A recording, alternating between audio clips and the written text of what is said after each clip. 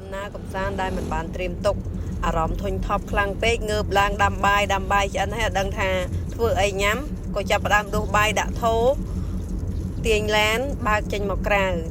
បើកចុះឡើងមកដល់ភ្នំម្ដងបងប្អូនហើយកលែងឃើញត្រីអាំងនៅជើងភ្នំម្ដងគឺតំណងខ្លាំងមែនតែនគាត់ធ្វើការចុះទៅទិញត្រីអាំងបានមកចកាហើយមួយចកានេះអត់ថ្លៃទេបងប្អូនតាម10000ទេហើយជាមួយនឹងមានក្រងមានប្រហុកកច្រាមមានជាមួយនឹងកសាំងអីចឹងទៅញ៉ាំបាយបដាកយគុនជាមួយនឹងទេសភាពជើងភ្នំបដា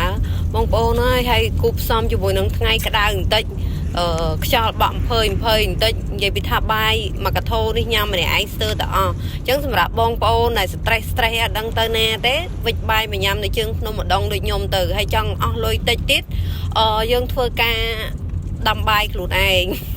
កុំឲ្យចំណាយច្រើនណាអញ្ចឹងសម្រាប់បងប្អូនដែលធុញថប់ហើយអត់ចង់ចំណាយពេលទៅលេងតាមខេត្តឆ្ងាយយើងអាចមកដងបានចំណាយលុយតិចហើយចិត្តពេញទៀត